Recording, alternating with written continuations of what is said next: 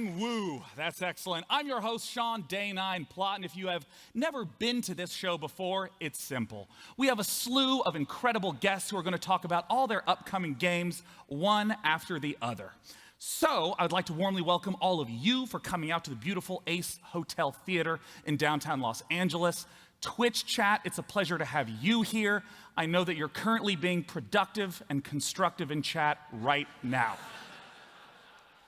Now, if you're interested in watching in another language, over at PCGamingShow.com, we have German, Spanish, Russian, Chinese. Feel free to head there, or stay right here for English coverage. And without any further ado, let's find out what's happening this year at the PC Gaming Show. This is the PC Gaming Show, live from the theater at Ace Hotel in downtown Los Angeles, California. Coming up, Intel explores the future of PC gaming. New announcements from Xbox. Jordan Weissman, the creator of MechWarrior, gives a first ever look at BattleTech's campaign. New footage for Middle-earth: Shadow of War. A new game from Klei Entertainment. New gameplay from Total War Warhammer 2. New announcements for PlayerUnknown's Battlegrounds. Klei Entertainment. An exciting reveal from Tripwire Interactive. And plenty more. Now, once again, Sean Plott. Thank you so much, evil omnipotent voice in the sky.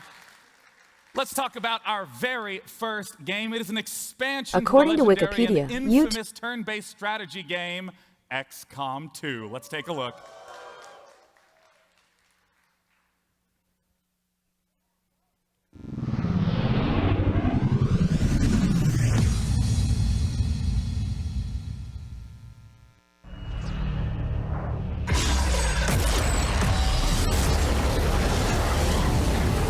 You're not supposed to be here.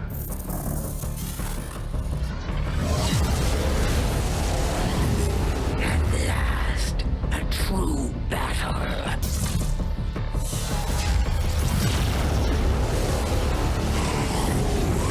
If only you knew the truth.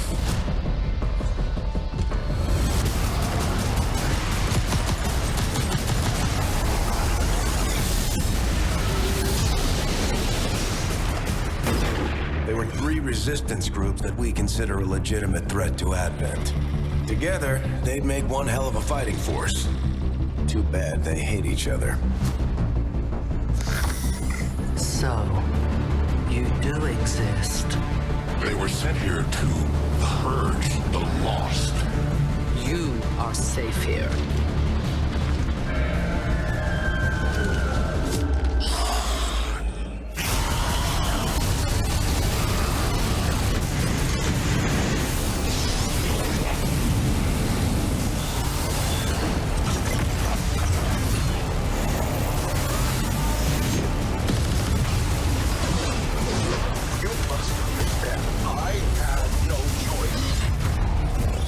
That can't be good. Advent Hobbit. I suppose we should begin then. Now the real war begins. That can't be good. I suppose we should begin then. Now the real war begins. That can't be good. Here with me to talk about XCOM 2 War of the Chosen, the creative director of XCOM 2 over at Firaxis, Jake Solomon. Pleasure to have you here today. This is very exciting. We finally get to talk about this, so yes, I'm very pumped. Thank you for having me. Well, so the goal with this game really was to make something massive. So we added a ton of new enemies, lots of new soldier classes, new environments, story, strategy systems, just tons of new toys for players to game.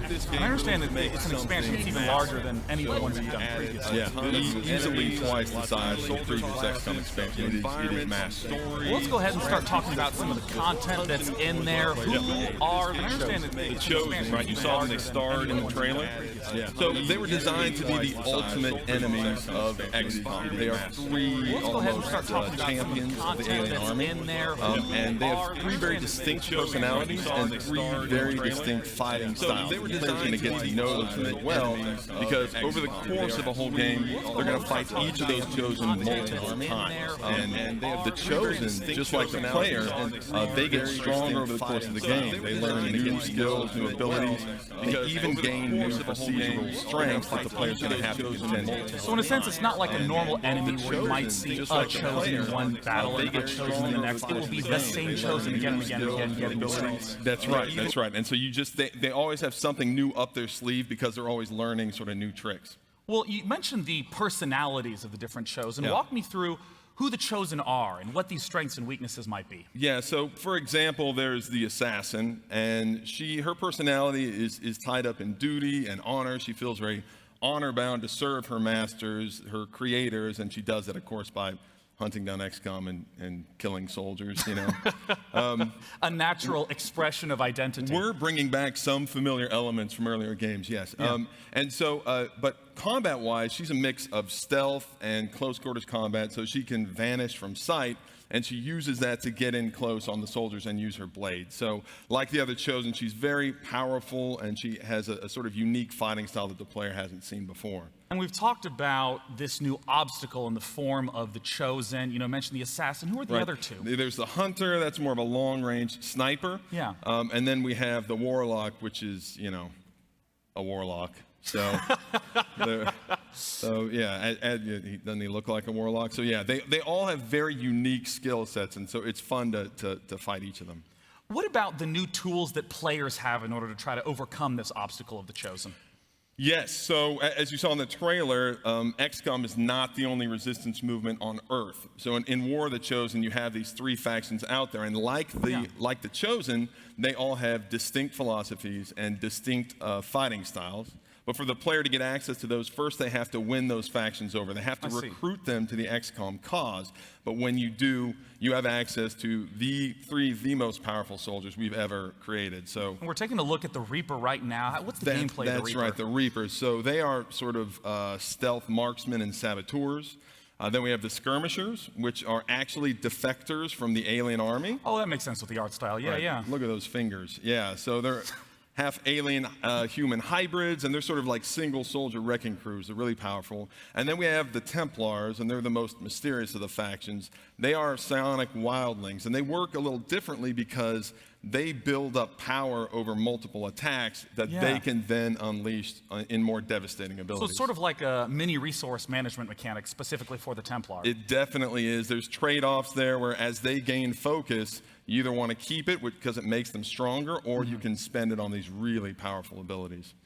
Now, in the trailer, we got the chance to briefly look at the Lost. And though we didn't see them too much, I wanted to get the chance for you to talk about them a little more now. Who are they? Right. So the Lost, this comes out of the idea that the original alien invasion happened 20 years ago. And in that invasion, the aliens destroyed some of the greatest cities of the world, and we've never been back. So in War of the Chosen, we go back. And what you find there are the Lost, these handsome... I thought that everyone in the cities died, but apparently they're alive and well. They're doing fine. Yeah, as you can see, they've weathered the last 20 years really well. So, these are heavily mutated humans. And a single Lost is not going to pose much of a challenge. Sure. But unfortunately, you don't fight single Lost. They move in large swarms. And so when you go into the cities, these swarms are drawn to the sound of combat, and they never stop coming. And there is a silver lining, which is that the Lost don't like aliens either. So, oh, really? Okay. Yeah, so once the Lost show up, then everybody's fighting for their lives. And I know that a big hallmark of the XCOM games is the sort of tactical maneuvers of the AI that in the same way you're planning, it's planning too. But the Lost behave quite differently. Yeah, they're mindless. So the idea is that you have this tactical combat going on against you versus the Advent, the aliens, and then all of a sudden this horde shows up and it throws everybody's plans out of whack. And then you can even have maps where they are chosen, lost, you're fighting the Advent at the same time, and it makes for some very, very beautiful chaos. It is definitely unlike any other XCOM missions you've played. Well, Jake, you're the first guest out, so I'm going to ask you the big question. Okay. When do we get to play it? We get to play this. War of the Chosen comes out August 29th, so very soon. Just 2 months. That's right, very soon on PC, Xbox One, and PS4. So People should follow XCOM on Twitter and Facebook if they want to keep up with all the latest XCOM information. And Jake didn't want to do this, but I'm going to make him do it. Follow Jake on Twitter. It's at Solomon Jake. Follow him, say hello, and tell him you're proud to be a follower. Yes, please, thank you. I don't like self-promotion. Don't worry, I got you covered. I At paid Jake Sean Solomon. for that. Thank you. It's at Jake Solomon. At Jake Solomon. Thanks so much for joining me today. Jake Solomon, creative director of XCOM 2. Thank you. Thanks. Now, as some of you may know, I am not the only host at this event. Joining me to do all sorts of announcement goodies is a woman named Sonia Reed, but you may know her a little better as OMG, It's Firefox. How's it going, Sonia? Hi. Thank you, Sean, and hello, you beautiful gamers. And whether you are checking us out online or you're hanging out with us here today, I am super excited to be here and show you guys some awesome games. And you know what? I'm not going to wait. We're just going to get right into it. I want to show you a game called Ooblets. It is going to be coming out early next year, and it is from an impressive studio of only 2 people called Glumberlands. So it's kind of a mashup between Harvest Moon meets Pokemon meets Adventure Time, but even cuter, if you can imagine that. So I'm going to show you how to grow and customize your Ooblets in this exclusive trailer.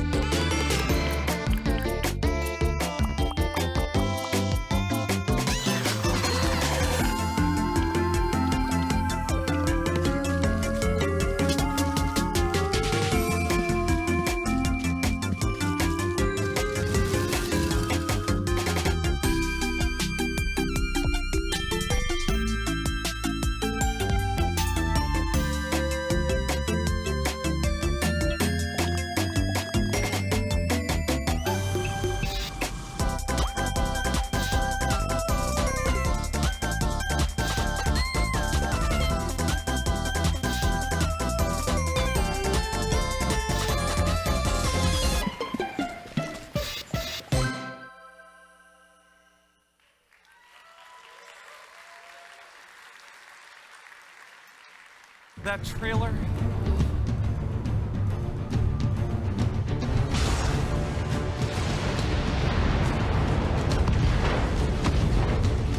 I'm on him.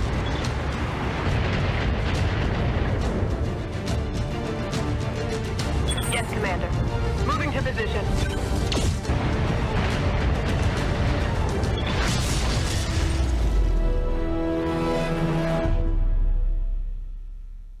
That Ooblets trailer makes me oh so happy, and the previous one you just got the chance to see is the old school tabletop game BattleTech, distilled into its purest form on PC. And here to talk about it from Harebrained Schemes is Jordan Wiseman and Mitch Gittleman. Welcome, gentlemen. It's a pleasure to have you up on stage. Thank you very much. Woo! Yes, that's the spirit. Oh, hell yeah. Now, there's been a lot of games based on BattleTech. Tell us about this incarnation. By all means, BattleTech is a modern, turn-based tactical game set within the MechWarrior universe. And there's going to be 3 modes of play. A single-player skirmish, a multiplayer skirmish, and then our open-ended mercenary campaign. Well, I want to hop straight into some of that single-player content by taking a journey to the Argo. I understand that, there's all sorts of combat goodies that we're going to see in a moment, but the Argo is in between missions. Walk us through what we're seeing Right, so here. the Argo is a broken down hulk of a spaceship from a bygone era, and it is your mercenary command center. You could take it all over all over space, going from star system to star system, and taking mercenary jobs from all sorts of different people, from petty dictators all the way up to the great lords and ladies of the noble houses.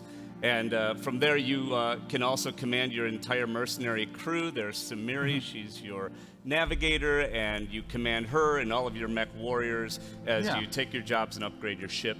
I'm curious a little bit about the storyline in the single player. Sure. So you're going to see in a few moments Lady Kamea Arano. She's a deposed ruler. Her throne was taken by her uncle, and you are going to jump in and help her regain her throne. Of course. It's been plunged. The whole space has been plunged into a bloody civil war. And these, of course, are the tools of negotiation and diplomacy called battle mechs. And here in the mech bay, which is one of the key components of the Argo, you're able to customize the mechs, adding different weapons, changing out weapons and armor, heat sinks, all that kind of stuff. Yang here is your master of ceremonies. He's one of the key crew members, because fixing these mechs after you come back from combat, you're a merc. You're supposed to make money. Taking damage, sets you behind, and so that's a really delicate balancing act. I can imagine that trying to get all the parts that you need for your ship can be a little difficult.